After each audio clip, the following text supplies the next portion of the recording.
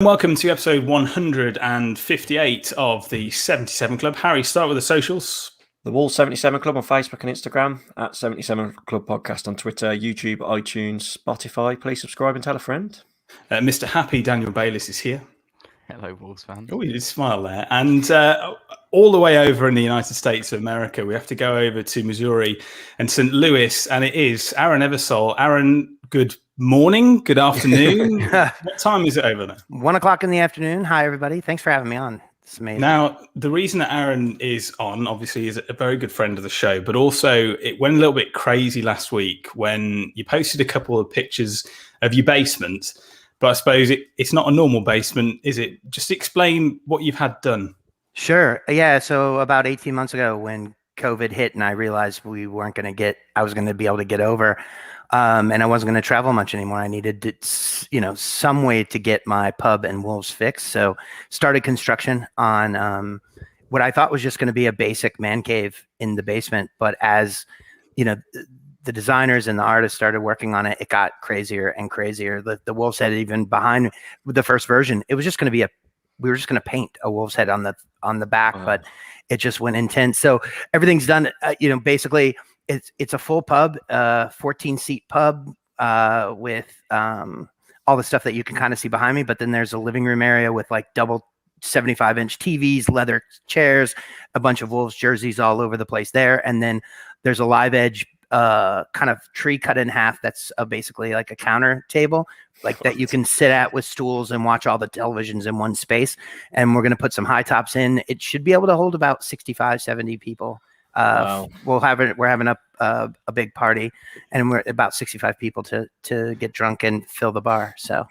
And just for those of you that haven't seen the pictures yet, do head on to our Twitter page. We're tagged in that post. But just for the people that are listening to this rather than watching on YouTube, the Wolves head behind you, what is it made out of? Sure. Yeah. There's the head itself, and the white is custom marble cut. And then the actual gold, and all the outside is also marble. And then the gold is actually, we found a bunch of different kinds of tile from all different companies and styles. And we just started pulling different golds and I don't want to say orange, but golds and kind of orange, anything we thought could get close. We knew we weren't going to be able to nail the old gold. So we thought the best idea would just be to kind of make it look kind of a bunch of different golds from all the different seasons. So we really tried to match different years' golds of different jerseys to this. And it was kind of meant as a kind of like my kind of tribute to the train tunnels, or even the tunnel into Molyneux with the kind of tiles that you guys do in the subway stations and that. So it was kind of my little throwback. And is it based on sort of an old English pub? You sort of went for that feel that was slightly older. Exactly. Yeah, it's really based on all my favorite places that I've gone to with you guys, where you've taken me. Sam, there was a place, the Swan, that you've taken me to. The Duke of York, the flooring I stole from the Duke of York pub in Wolverhampton. I wanted to match that. Some new carpeting and some new rugs we're going to be doing are right out of Moon Under, the Moon Under place where we go and get breakfast. I got some ideas. Spoons. In America. Yeah, really good to know. They have a good curry. So yeah, stole a lot of ideas from my favorite pubs over there and tried to kind of incorporate them in. And when we talk about it being similar to Wetherspoons, is the trip to the toilet as long as it is in Wetherspoons over here? Because it's a pretty good workout. Yeah, it sometimes smells just as bad. Bayliss? You got like an artist and a designer to draw this up. Were they just like two Americans that were like, what the fuck is this? They are shocked at how crazy it's gone. It was the people that helped us were their father and son. They usually do kitchens and bathrooms. This was the first bar they've ever done. And they did all of the designs. Everything in here was custom built. Every wood finish, the stone that you see on the bar top in the pictures, that's just natural stone they found at a stone yard. So everything was built by hand, and that's what really took so long and caused it to go way, way over budget, but we just kept going further. What I think is brilliant. Did any of them know what Wolves were? No, but during the construction, certain days there were games. They were here every day for almost a little over a year. So they would hear me upstairs losing it. And eventually they got into the team. And during the Euros, I barely could get them to work. They were all on the couch with me watching all the Euros, going all in for England and the Wolves guys at Portugal. pulling for them. So they're all into it now. What I thought was brilliant, Aaron, the was feedback. Sorry to cut in. Was when you first started doing it, you started sending us like the pictures right at the beginning. Yeah, was how worried you were about. Was it that driveway or someone's back garden? They did a wolf's head, and the eyes were like miles apart, and you were like, "If mine ends like that, I'm well, gonna be and gutted." it wasn't And it's that been just that. perfect. Yeah, it's just not that one. I've seen a lot of pictures in the past, and I think somebody's done a great job, and they just get crushed on the socials if they get 1 millimeter off on the wolf's head, or the color, the gold isn't right, or it just doesn't have that look. And I knew with all the money and time we spent, if there was a mistake and the wolf's head looked silly, nothing else would matter. It would just be a joke. So I was absolutely sick to my stomach, especially with you guys trolling me the entire time. When I sent you guys pictures and Sam said the eyes were too far apart. Oh my God, it's going to look terrible. I'm looking at them now. Maybe it's the angle. I don't know. You said it came in over budget. What was the budget? I could never share that. My wife would kill me, but it cost more than the whole thing cost more than my first house. Wow. Okay. Oh my God. But in the words of Bayliss, all your houses over there are made out of tracing paper. Is that That's true? a fair point. Right. Okay. Well, look, let's get into it. And if you haven't seen the photos, then you need to go and see it because it's a thing of beauty. Harry, it seems like forever since Wolves last played a competitive match.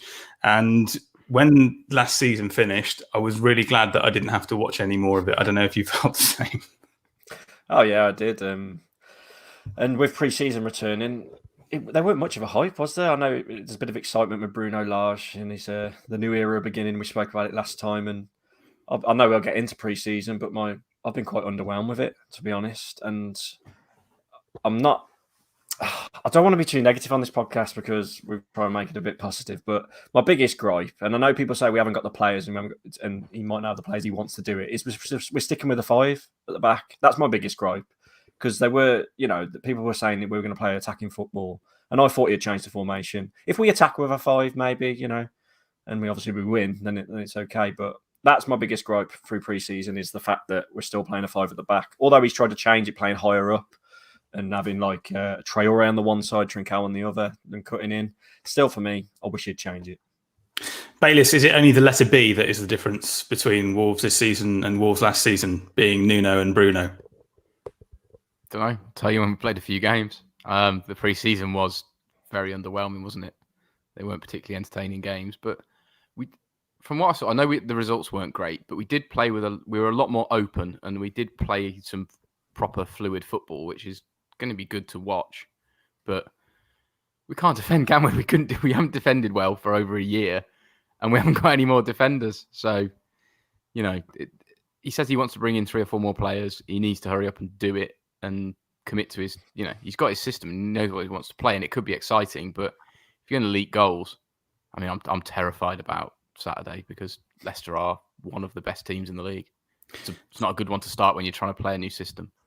Aaron, Bayliss mentioned the defence there. We've been mentioning defence since this podcast started, and 2 games in 24 hours at one point during pre-season and losing a couple of what you would probably call your key defenders. Yeah, I'm really nervous about the back. It's been our strength for 3 seasons. Our strength on offense came from the defense and counterattack, and that really started to die. It's called attacking, not offense. You're going to do this for an hour. I love you. Dan's doing sign language in the bottom corner. It's not baseball. Okay, fair enough. Attacking. We were a counterattack team for 3 seasons, and that really started to fall away. And with the defense the way that it looks in the back line as weak as it really looked in the preseason, they looked very lost. I'm less nervous about shipping in goals and the fact that how long it's taking in preseason watching the back to get the ball forward and create the counter. So if we're not going to be a big attacking team and we're still going to play the 5 at the back and do what we did well, which was counter, I haven't seen it in preseason. I'm really nervous about this system. You made the point earlier in the WhatsApp group, Aaron, saying that you think you would take the team that started against Bolton back in the Championship, a 4-0 win for Wolves towards the end of the season. And I'll just go over very quickly because it was a 3-4-3 formation, pretty much. It obviously changed to the 5 at the back. But it was Ruddy in goal, Danny Bath, Cody, Bolly, Douglas, Sace, Neves, Doherty, Helder Costa, Benicophobe, and Diogo Jota up front. Do you stand by those words, or was it a fit of rage? No, Jimenez. Obviously, I also said that Jimenez makes all the difference. But I think there's an argument to be made that Danny Beth going into at least this first game with Leicester, would be a safer option than a couple of the choices that we have. Maybe not Sace in the midfield. I get that, but overall, I think the combined 11 would at least be even. That's at least how I feel. And that's shocking 3 years later, and that our team's starting against Bolton. Whether you think there's, a couple of guys that, we're wrong about, that's the progress. It makes me super nervous going into this year. It isn't something you should be comprehending, is it? It should be something where you go, actually, if you go that far back and look how similar the teams are, because I can't think of many other teams that would do that were trying to push up the league. Bayliss, what are your thoughts on that point? I don't agree entirely, but I see the reasoning behind it. It's pretty sound. And you're right in what you're saying. What Leicester have done is exactly how you should do it, and what we're now doing could cause trouble. Leicester have continually progressed, and they've made some unbelievable signings over the time. But when Kante went, they replaced him. They got Tielemans in, another world-class player. When they lose a player, they're replacing him with top-level quality. We're having players that were doing a job for us, then we're replacing them, spending money on players that aren't an upgrade. We're not progressing how we should be. Now, give Trincao his time. He must have been a decent prospect to be playing at Barcelona, and we'll have a look at that. Neto's obviously come good and then got injured, which is a bit of a shame. And we lost Jimenez for most of the season. So there's a lot that's got to come right, isn't there, really? One point on that, really quick, Dan, is Romain Saïs. In 2017, in that Bolton game, I think if any of us would have asked who was the player that we would have liked to have upgraded on that team in that 11, I think all of us, the answer at that time would have been maybe Danny Bath, but Romain Saïs was probably it. And he is still a staple, undroppable member of this starting 11 4 years later. I'm just worried about the progress. Aaron, the difference is that Leicester and Bolton are very different prospects. The last time Bolton won a cup, you didn't live in a cup. There wasn't even a United States of America. So we've got to be realistic with it. And Sace has been a pretty good stalwart at the club, but he just doesn't fit a role anymore.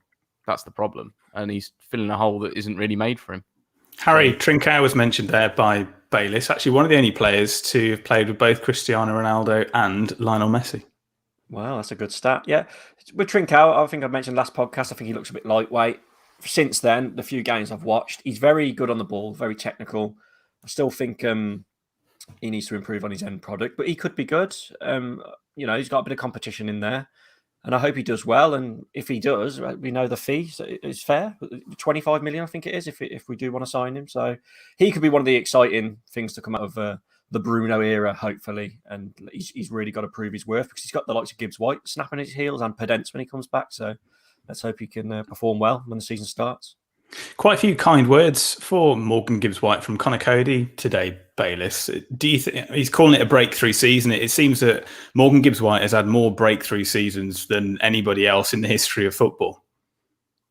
As long as he's breaking things on the football pitch and not on Twitter, I'm more than happy with it, to be perfectly honest. And if his partner can keep stum and not try and rile the fans, that'd be fantastic.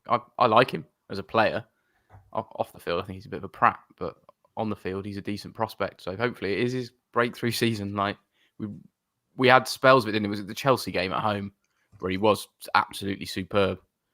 It's consistency, isn't it? He was a young kid. He's not anymore, and it's about doing it. He's been good in pre-season, though, hasn't he? I think. Yeah, I'd like to see him get a role with in the middle. I think nothing wrong with that.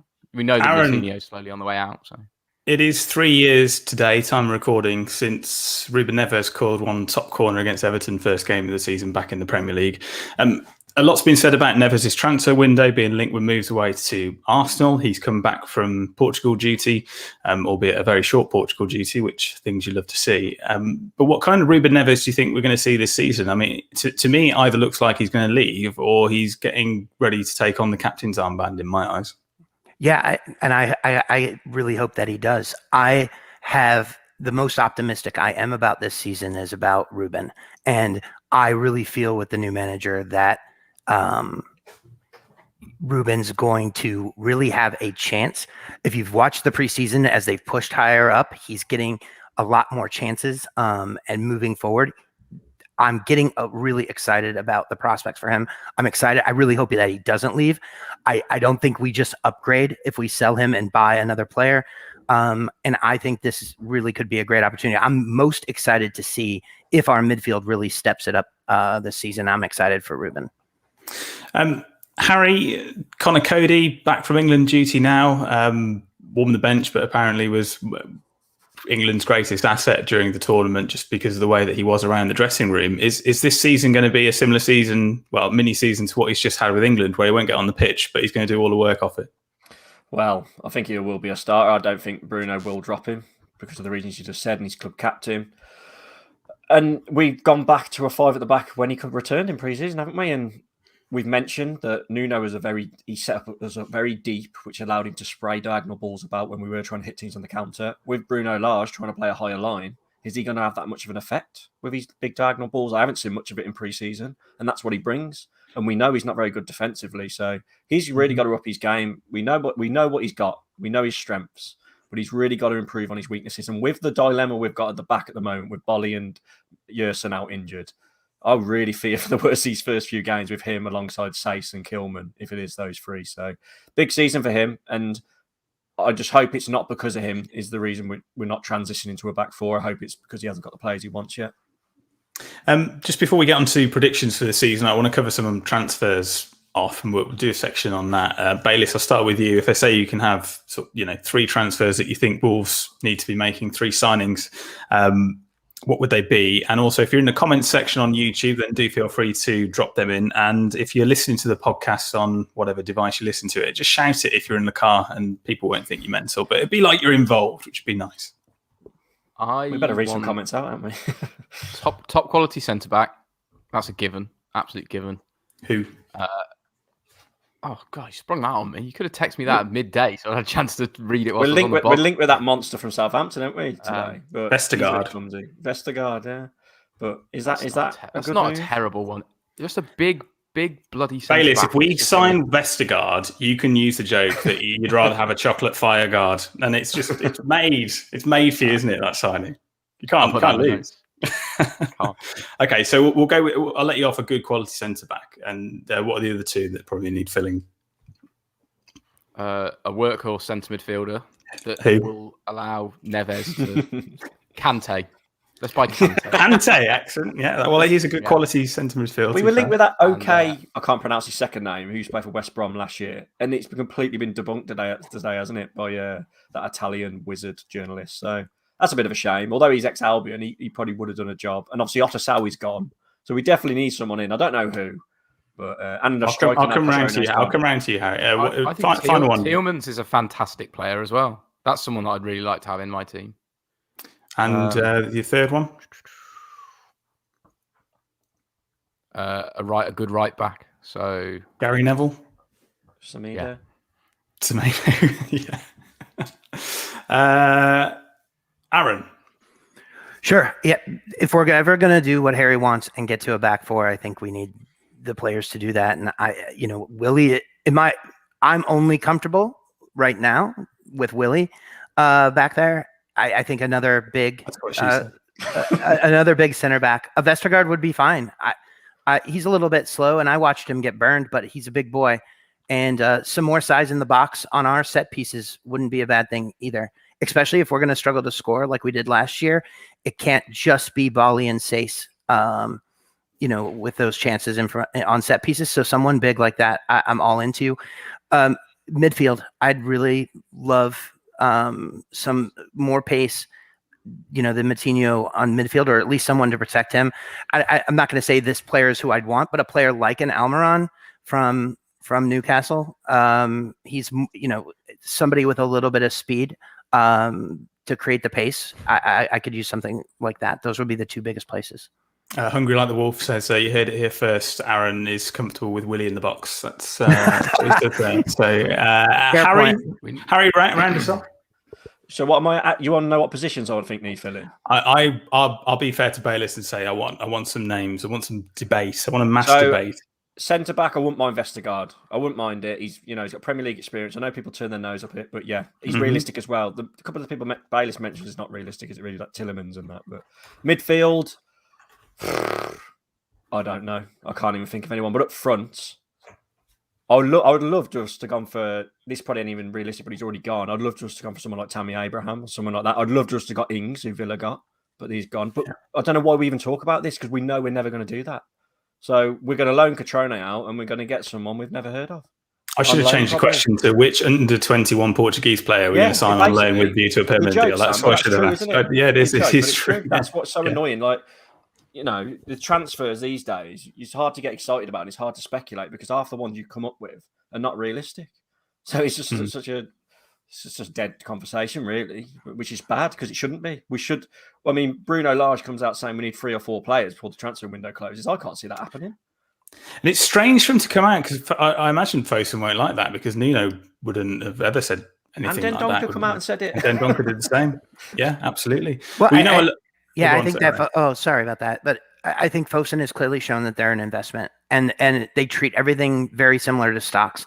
And if we've heard of the stock, it's already at its highest value, and they just have shown over and over again their strategy is to buy those players that we haven't heard of that they know about at a price and hope to turn that into a profit. We just haven't done it. Maybe a Phobie is one that we bought where it was a name that we knew. I can't think of very many more than him, and that was just insurance to go up. Maybe if we were threatening, if we knew we were threatening for the top 6, like in 7th, if we go back then, and the winter window is open, maybe that's when they go and buy someone to win that year. But clearly, that's not been the strategy since they've been here. We'll know I love a bargain. Just looking at some of the free transfers around there, we're talking about good quality centre backs. I don't know if any of these fall into that category. And I mean, there's not many out there to be honest. But Jerome Boateng, he's free now after leaving Bayern Munich. Good pedigree there. Not Portuguese enough. David Luiz. Oh my God, that worked. David Luiz training session when he turns up. Jesus. My God. And that's about it. So there aren't many good quality centre-backs knocking around, is it? We'll see what happens with Vestergaard because it does look like he is on his way to Leicester, but we'll see what happens on that point. Let's do some predictions, and I need to remember this being the episode where we made the predictions so we can see how right or most likely wrong we were come the end of the season.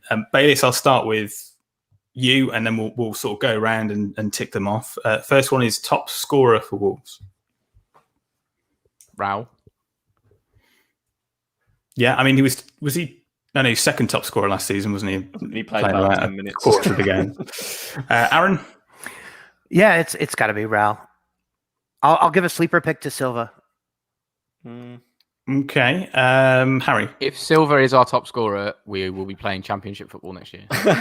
That's a great shout. It's got to be Raul, but I'm going to put out like a little, like Aaron did with Fabio. I'm going to say Traore. I reckon he might find his shooting boots. And Bayliss, would that be the same outcome if Traore is top scorer this year, then it's championship football next year? I love him. I think he changes games, so I'm not going to knock him. The Deontay Wilder of football. Correct. Top assists, Bayliss. I'm going to be really optimistic and say it's Traore. Bursting down the wing, Raul headers and tap-ins. Yeah, fair enough. Aaron? Moutinho. I think we're going to need a lot of set piece goals to be competitive this year. And if he's going to continue to be the one that serves them all in, my assumption is he'll get the most assists. Wasn't Neves taken him against Celta Vigo? I don't know if that's just recently changed, but he might not be on the pitch, Can actually. Can you put that comment up? Because I think Finners might be smoking something. Finners, what's he put? Finners have put thoughts on our Talking Wolves prediction of Dendoncker to get 15 goals. Oh, my life. That is never happening. That's never happened. Wait, against? Or yeah, 15 own goals. But, see, that's why it's a second tier podcast. You're smoking, Finn. That's not my answer. Top assists, Harry. I think the obvious one is Traore, but I'm going to have a little sneaky pick of Trincao. If he's a starter, he might get a few assists into Raul. Bayless, next one. How many times will Finners put Jimenez in his YouTube titles? Is it more or less than 15? 38 games in 38 games in the season. So eight per game, 3 different posts. It's about 312. That's actually not far off because last year it was 310. So there you go. Most red cards this season, Bayless.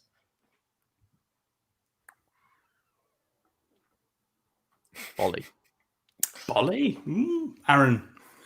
Marcel, yeah. Yeah, Marcel. If he's fit enough to get them. He's going to be fit. That's my bold prediction. He's going to play every game this season. He's made of soggy twiglets. Soggy twiglets. Harry, most reds? I'm going to go for, if he's back sharpish and fit and becomes a starter, that new lad from Colombia. He's a bit of a dirty boy, isn't he, apparently? So let's go for him. So is he? Yeah, he got like loaded red cards at his last club. League position, final league position, Bayless. Be positive. We're being positive. 15th. 15th. Aaron? 9th.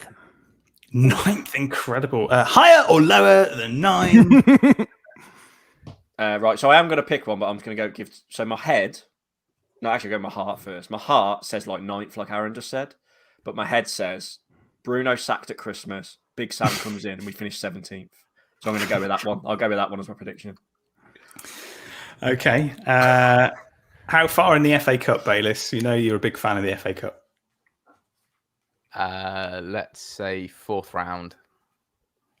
Exit to Exeter. Okay. Well, congratulations on Exeter making the 4th round. Aaron?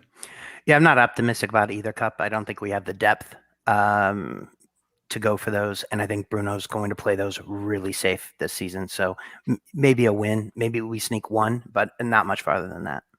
4th round then. Harry? I think if, as things stand, and not the squad, 3rd round will go out because the FA Cup doesn't hold the same weight anymore with the money and to the manager we've got. Like Bruno Lage probably don't know how special it is to us. So I think we'll just go out in the 3rd round of a whimper in both. And what round are we going to the League Cup? You spent a lot of time in England, Harry. Oh, yeah, I suppose, actually. But apart from that one season, when we got to the semi, it hasn't been very good, has it? 3rd round in both. Bayless and Aaron, League Cup finishings. 1 win, maybe. It could be second. I think we might do better. We might do better there because a lot of the other teams in the league play nonsense. So I'm going to say we'll get to the quarterfinal. Give me a dark horse player of the season, Aaron. Who's the one that might surprise a few people? Yeah, Marseille. I think he's going to play all season. I'm really excited. The times he has played, he has looked good. We need him to play well.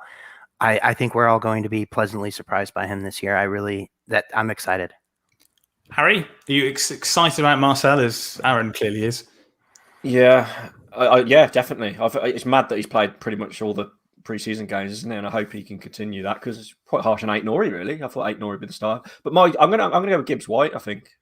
I know he's been good in preseason, so it's probably not that much of a shock. But with this, he's not the most fan favorite, is he? I think he could get his way into the team and impress. You said that in 2018 and 2017. I know, yeah. I say it every year, and then he just goes to Swansea. His breakthrough season. Bayless, dark horse. I'm going to go with Sarr, because everyone thinks it's a bit of a downgrade on Patricio. But when he played for Olympiacos, he was pretty decent. And I think he's going to make some serious... He'll keep us in games. Next one, big flop. Aaron. Yeah, mine is Traore. He's flashy. It's been this way for a couple of years, but the actual creating points on the board, I just don't. And I knew Bayless, that was to troll you. Putting some points on the board, I'm just not sure that's the answer. And I haven't loved the system when it's been all about just give it to him and let him run. I think that's when the team really started to fall down, when that was our only strategy. Like when we won 2-0 at Man City. Hey, and That was season won at before last West season, Ham in right? extra time. Yeah, And gonna say, Yeah, he count had- one hand, Season can't before, you? season You know what I before mean? last. a couple of good games, but and we're going to sneak points every year. But if you want to be consistently good, that strategy is proven not to work. Harry, big flop. I'm gonna have to say Sace. So I think he's going to keep starting him because everyone has to be injured or whatever, and he's just going to keep letting us down. So I think Sace will be a big flop. Bayliss. It's going to be some eight, don't it? It's got to be. It's got to be. I don't know why I asked. He's trying to think. flop, I suppose you have you'd have to rate him to begin with, I suppose. to wouldn't you, flop, you have to fall lower than the current level of expectations. So it's not Semedo. I reckon Nori might get found out a bit, especially with the defence being a bit dodgy. He might get pulled out of position and exposed a little bit if he plays. But I'm not really going to go picking out someone to have a shocking season. Nori might struggle. Could it be Cody this year? Thing is, I feel scared to say Cody because you get attacked by all like he's loyal. It could be large, to be fair. Really Let's fair look- point, Sam. Let's look at the Premier League winner, Bayliss.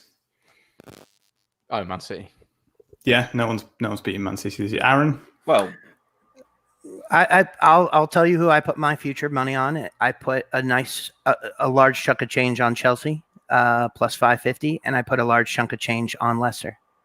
When you say plus 550, what does that mean? Sorry. In the world of things that make sense. 5.5 to 1. 5.5 to 1. 5.5 to 1. Excellent, thank you. That's more for me than anybody else. Harry, Premier League winner. Yeah, because Lukaku's. Well, I think he's signed or he's going there. I think I'm going to go Chelsea as well. I think Chelsea will do it. Yeah. Okay. Perfect. To be relegated, Bayliss. Semedo. We're picking I one. don't think it's going to be the three that came up. This is one thing. Really? See, I definitely think it would be. I think Palace are in trouble.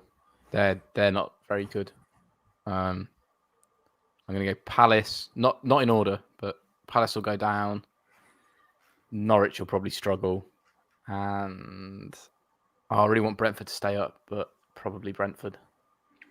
Aaron. Yeah, I'll tell you who I put all my money on. I went really big on Southampton. Oh wow. With some of the losses on that team and how they played at the end of last year, that I believe they scored the least amount of points the last 15 or 20 games in the entire league last season, and they've lost players. I put a lot of money there. I also a lot of money on Watford, and lastly, I put a decent chunk of change on Burnley. Okay, that's not a bad chat. So what's that? Watford, Southampton, Burnley. Harry, are you gonna? I would have agreed with you with the three that come up, but I'll probably take out Brentford and put Palace in their place. Interesting. Yeah. Interesting.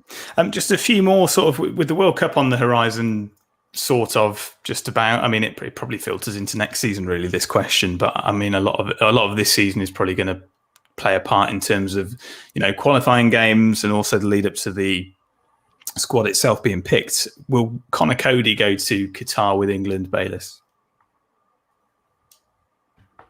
I don't know. Ask Gareth Southgate. It's a prediction, mate. Amazing analysis. Amazing. Thank you. That's groundbreaking. It's good to see you haven't lost your edge in the off season. I wouldn't take him. He didn't play a game. Like, what's the point in taking? Yeah, but he was a leader. Football team. It's all nonsense. They bottled it anyway. I'm not talking about England. Bunch of bottle jobs. It's coming on. You can't. If you get paid $100,000 a week and can't kick a ball from 12 yards, give up. Well, I did kick it to you. I didn't miss it. Aaron, do you think he's got a chance of going to Qatar? Not really. I think he rode in on the reputation of the Wolves defense and how strong it had been. I think it's going to be a real struggle, and I think it's regardless of even if it's his fault or not. I just don't think our reputation is going to be there for him to get the call. And clearly, it seems he likes the players that are there. Harry? Yeah, if we finish 15th, 16th, why would he take a defender from a team that's shipping loads of goals? I like Ben White. I think he will, personally. Unless we have a disaster and get relegated to something niche, getting skinned. I think he'll be there. Southgate likes his favourites, man. I'll miss you out, Bayliss, because you'll ask me to ask Southgate. Aaron, do you think Morgan Gibbs-White will go to Qatar? No, maybe Swansea, but no, not We've run Qatar. out of things to talk about, have we? I think there's more chance of him buying a Qatar than going to Qatar. So there we go. Qatar.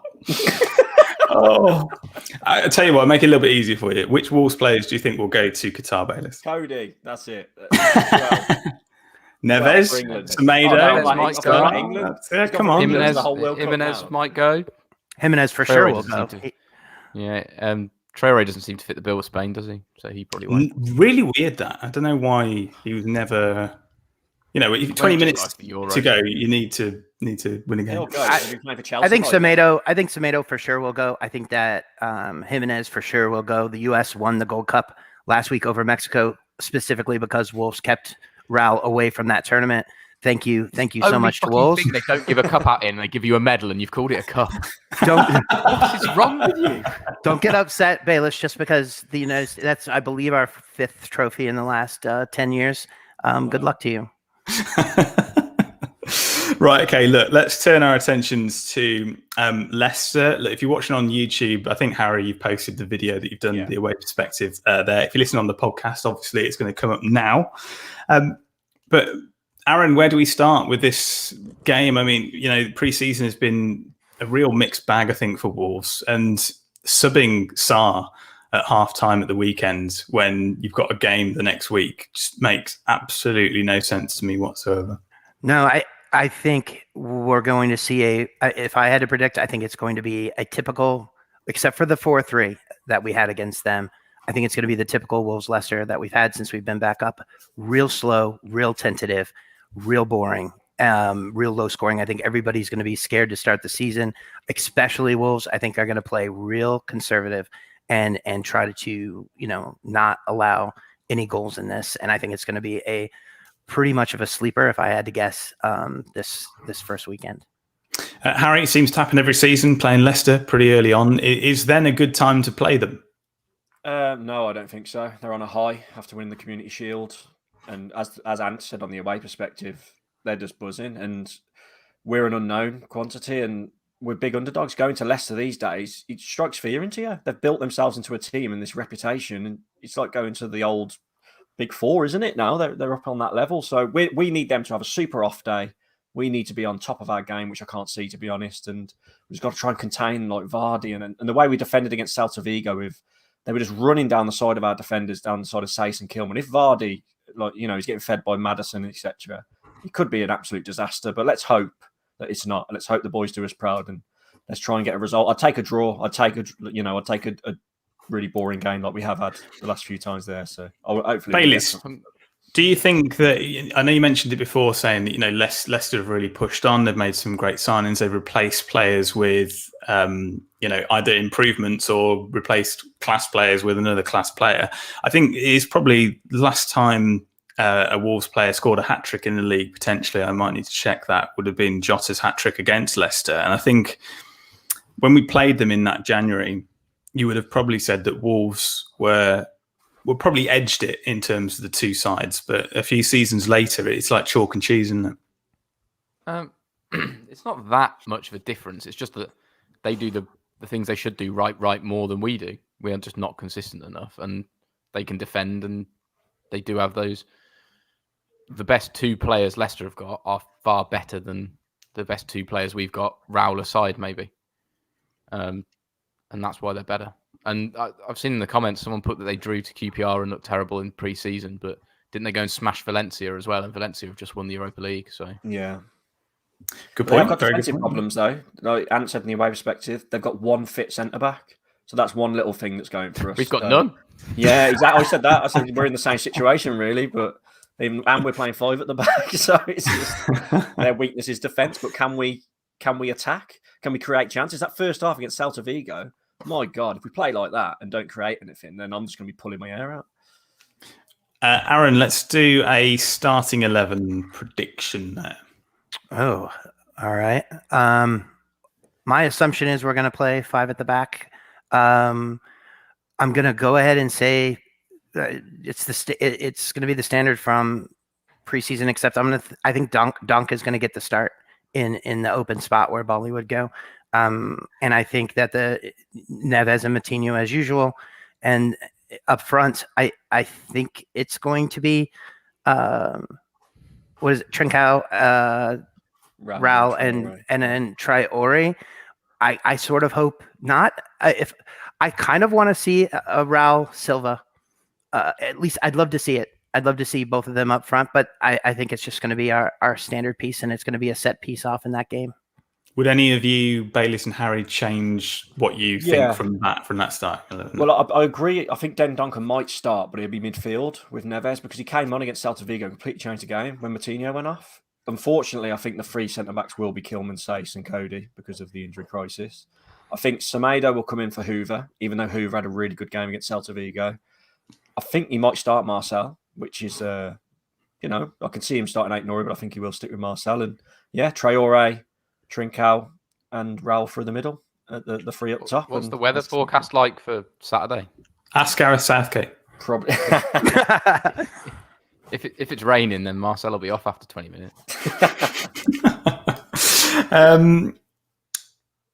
I think it's going to be an interesting one, isn't it? And you never know with Wolves. And I mean, Paul and Neil have mentioned in the comments there, VAR will be all over it again. What are your hopes for VAR maybe this season? And do you think it's going to be used at the weekend? Hasn't it changed slightly? I'm not too sure on the Pacific rules, but I did. It's fine in the Euros, isn't it? It's fine. Yeah, they have changed the rules slightly. I think they said they're going to be more lenient on some decisions. So let's hope they can sort it out because the last doesn't matter, 2 seasons, it's been the main talk of the town. On most of our podcasts, we've been talking about VAR, haven't we? Yeah, but it's not the VAR that's the issue. It's the absolute bunch of retarded knobheads that are using it, and it's the same group of idiots, People that probably never kicked a ball and then turn themselves into referees and then decide they know that, they want to be the star. It's Mike Dean it's Mike Dean personified VAR. He wants to make him the star of the game, not the football. You just reminded me, Bayliss. Sorry, Aaron. You just reminded me that article I saw did have Mike Dean, the one when he stood there against Man United looking at the screen. That was the picture they used when they said they're changing the rules. Yeah, I'm most nervous about VAR against us because our back line feels a little bit clumsy. If you really watched in preseason, we were real clumsy at the back, real clumsy. And I'm most nervous about the penalties that the ref doesn't see and that end up getting turned into penalties on VAR because we're real clumsy in the box. And on the opposite side, if we look at last season and we look at preseason, we just don't create a lot directly into the box for ourselves to create penalties. We just don't. It's lots of crosses and looking for those pieces. So we don't create a lot in the box, which means we don't get a lot of those good calls for us. So even if they get it right, I'm nervous that the way that we play on both sides doesn't make VAR a very useful thing for us. Good point. Harry, score prediction? Well, I've been quite negative this podcast, so I'm going to be positive to end with. I'm going to say we're going to draw 2-2, get a surprise draw. 2-2. Bayliss? 2-0 Leicester. 2-0 Leicester. Aaron? I've got a few hundred on Wolves 1-0. 1-0 Wolves. Odds, wasn't it? I think, and I've got Marseille to score the goal off a set piece. So I think it's going to be a 70th minute. We're going to break through, put it through, and get 3 points. You will be a rich man, Aaron, if that comes in. Let's just say that. Talking about odds, let's get your latest betting odds and ticket news. Yeah, betting fans, we're back. Prices are quite short, weirdly. I'm guessing bookies are just keeping it tight start of the season, see how teams start. But some interesting ones out there. Both Traore and Iheanacho to score in the game, 20-1. That's not a bad bet. Both teams are bad at the back at the moment. Harvey Barnes to score first because he played for the Albion, 2-0 Leicester, 25-1. It's really short. Proper short. 1-0 Wolves, Jimenez to score it, 45-1. Not too bad. That is a good bet. I like that. And then everyone's favourite game, 2-2 draw, Nelson Semedo to score first. 280. Well, they're short this time round, aren't they? I'll go 150. Aaron? Plus 7,000 in your 44. It's 800-1. 800-1 Oh my God. Are you serious? It is. You've got to have a pound on that. You've got to have a pound. My Lord. Ticket news. I mean, Jack's I don't know, is he camping or something? Or he's I don't gone know what he's doing. camping or something like that. Harry, you've got a ticket for Yeah, Leicester. so You've I don't stolen know it the off Finn's exact- dad by all accounts, haven't you? Sorry, I thought you was on about the price of the tickets. My dad, I spoke to my dad today, and he got a ticket for Tottenham. He's a member because he lives far away, and he's paid 50 quid to sit in the Billy Wright. And I don't know if it's because we Madness. concentrate so much on the season tickets. I didn't realise that the actual match day tickets have flown up, haven't they? 40 quid behind the goals, I think it is, and 50 quid in the Billy Wright upper. And obviously the uproar with the temporary stand being shut too, so about 2,000 fans will miss out. It's just a bit frosty behind the scenes at the moment, isn't it? With the way it's being run, especially Vinnie Clark. He's public enemy number one. Is a £50 ticket? Is that really? It is compared to expensive, American yeah. sports. I guess for American sports and the prices that we're stuck paying for tickets.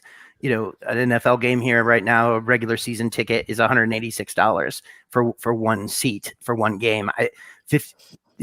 I'd love to be able to see the local teams here for 50. Yeah, no, I think it's the Wolverhampton's like a working class area. We've just come off the back of a pandemic. It just feels like kicking the nuts on it a little bit. That I'm quite sure. I was happy with our season ticket price. Don't get me wrong, but I know that the Steve Ball and the Billy Wright season tickets were not the best, and I don't know what the corporate and that's like, but that's gone up a lot as well. So I think that and you know what, it makes more sense. It's actually 75 American. I got to quit thinking of my pounds, and also the game's over in 2 hours. Our games are lasting 4.5, so makes perfect sense.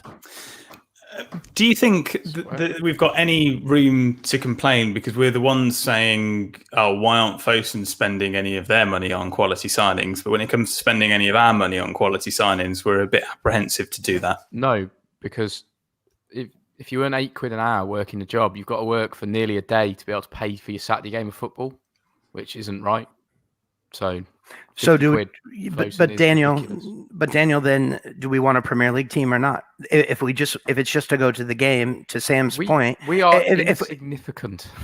We are nothing to them. With the way we played last season, £20 million a year, with what we were watching last season and where we finished, we're not exactly flying up towards the top six, are we? And for them to put the match day prices up like that and some of the season tickets, is it justified really? And they're not really spending much. I know they've got to be.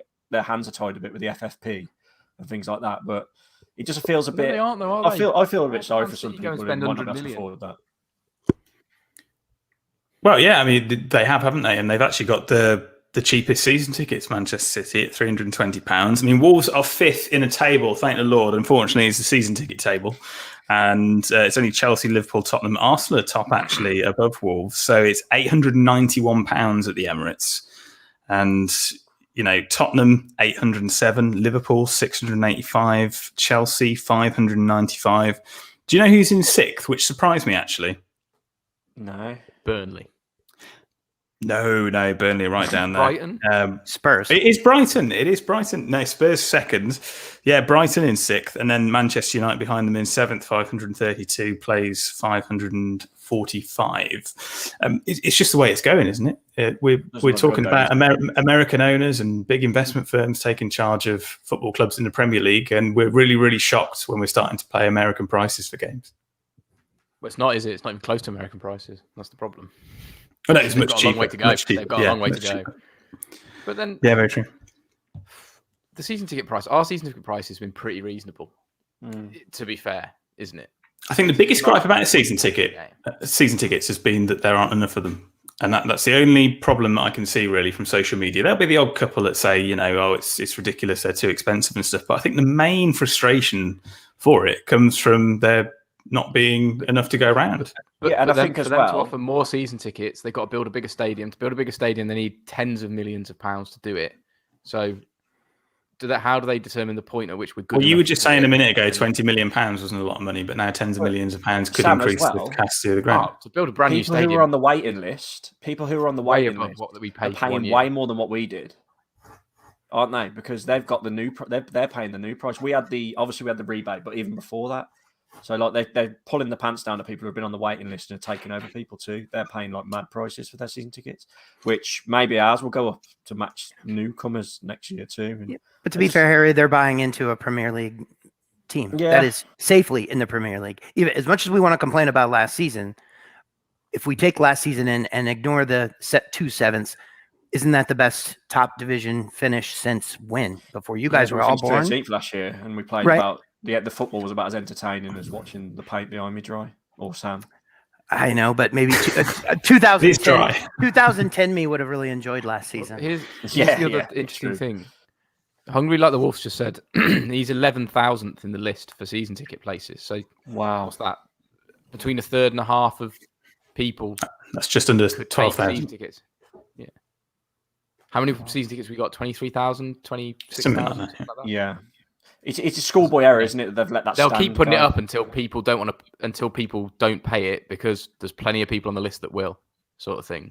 So they had a mayor with that by doing membership this waiting thing as list. well, They've didn't got they? a free That license. super member. Yeah.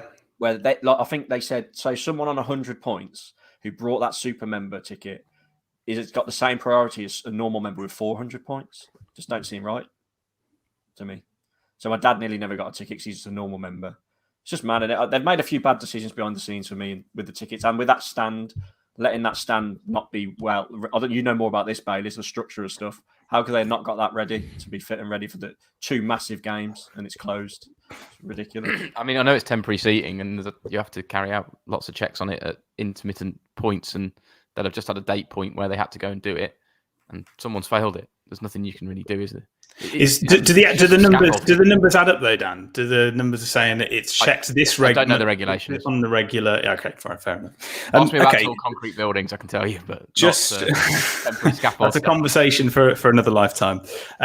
Let's just test your maths out, and just very quickly, if you can answer this one, Bayliss. How much should we be paying for a one-off game? Harry says £50 is too expensive. How much should it be?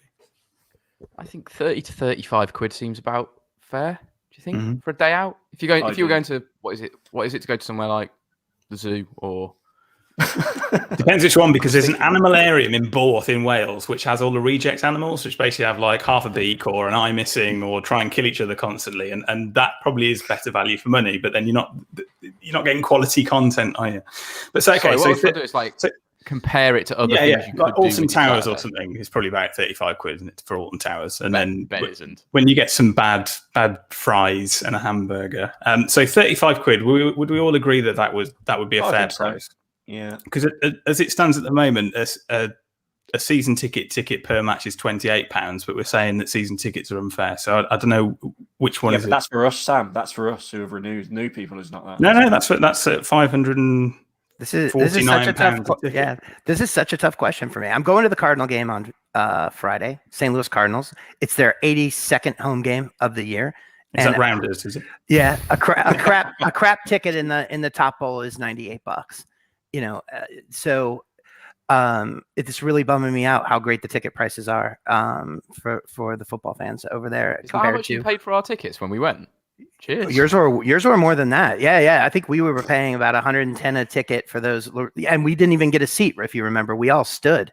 That was standing room, but we were in first place at the time. So somebody paid a lot of money potentially to have Harry vlogging them after about 9 pints as he comes in and goes, I have no idea what's going on, if they scored a home run yet, and just a quick way to ruin your day. I felt sorry for Aaron that day because I just spent the whole time asking him what is going on. Like I just didn't know anything. I was like, Aaron, what's that mean? What's that mean? Oh dear. Right, just out of interest, Sam. Alton Towers is 34 quid. There you go. I said 35. If you buy a ticket in advance, it's 34 quid. Well, there you go. See, if you want to go, that's just standing in queues for 30 seconds of pleasure. That's what Harry does after half time. That's what you lot did in Bratislava, I think, wasn't it? Right, okay. Let's just finish off then. We're talking about pandemic. We've mentioned Man City. We look at Messi as well. Big transfers are happening. Jack Grealish, £100 million. Have we learned anything from the pandemic, Bayliss? You know, we had Liverpool who were singing "You never walk alone" every game until there's a pandemic, and then you do have to, and then we'll put staff on furlough. And now big teams are spending big money on big superstars again. And have we learned anything? I think we've learned that fans are probably a bit more important than the clubs thought. But what I've learned is that the wheel will always keep turning. It's football. It's too big to really change. And the powers that be will always ensure it is run and controlled and managed for the powers that be. Harry, are you surprised? Big marquee signings, players on a lot of money. You know, Messi, 25 million a year, 25 million signing on fee, and that was a pay cut.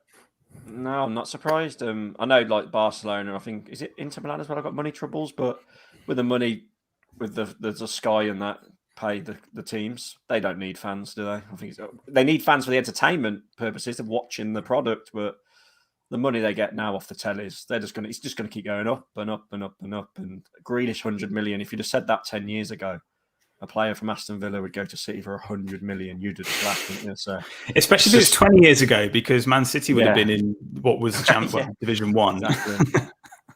And it's crazy how quickly it goes. Aaron, are you surprised by it? Because I mean, a lot of those top baseball players over there will be on a lot of money, but you do have to be quite good, don't you? I mean, it's comparable to F1, really. I think in that sense, is that you do have to be one of the top dogs to be earning top dollar, whereas that's not really the case in football. Yeah, I think the biggest fears I have for English football is that it becomes more.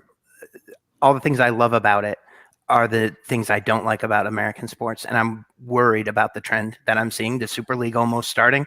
I don't think that that's just dead.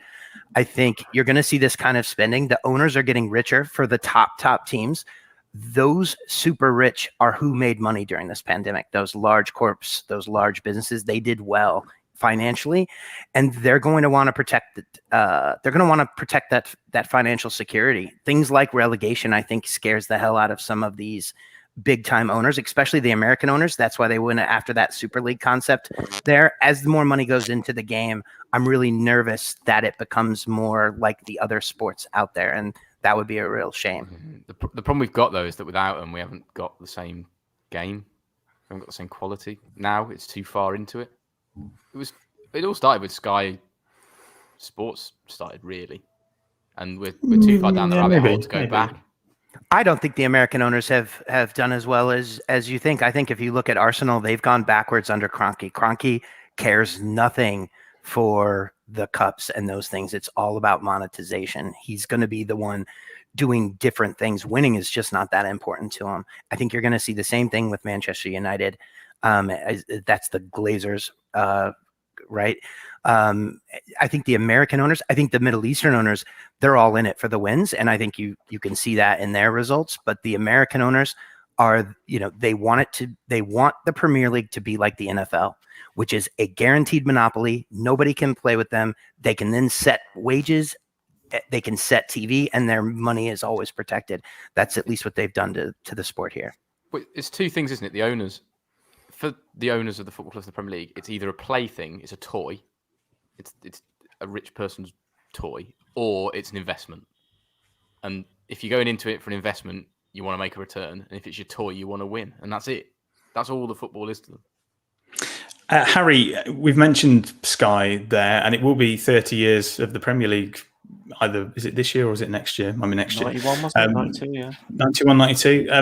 Let's say a 30-year mark. So, I mean, football today looks completely different, isn't it, compared to what it was 30 years ago? And as a prediction from you now, do you think that football will still be the powerhouse and sort of continue that evolution it has done over the last 30 years in 30 years' time? Or do you think esports will be bigger than real life football in 30 years? I think esports will be bigger, yeah. And I also think this Super League that all blew up, I think that'll happen in the next 10 years. Look at Barcelona, man. They needed it to happen, didn't they? They're struggling. So I think they will find a way to make that Americanized Super League at some point, and we'll do all the protests we want, but money talks and bullshit walks, baby. Bayliss, sports or esports in 30 years' time? Could it burst the bubble? Would that be the end of the dream, or would it just change into something else? Sport wins. No. Love save today. Aaron, final word. Yeah, I think that the technology driving gambling, specifically sports gambling, it's becoming legal in the US, so it's a big deal here now. For the first time this year, we're actually going to have sports books inside stadiums. Like 6 more states made it legal. With the technology being much more tighter on in-game gambling, I really think there's a whole nother level that sports are going to take. Esports are going to be huge in Asia, but I really think that the gambling revolution, especially here in North America, is really going to change a lot about live sport. You've clearly never done virtual greyhound racing. I still love the fact, right there, I still love the fact that in America you can't go into a stadium and have £2.50 on the first goal scorer, but you can take your Glock 9mm. Well, yeah, exactly. Right, okay, look, we'll wrap that up. The OCD and me is saying that it's coming up to an hour now, so if we can say goodbye in 17 seconds, then that'll make me really happy. But we'll say goodbye to Harry Mansell. See you all Saturday. Dan Bayliss. Goodbye, Wolves fans. I'll see you when I see you. And from the Mick in St. Louis, say goodbye from Aaron Eversong. Bye, y'all. Thank you so much for having me. I really appreciate it. And it's a goodbye from me. Goodbye.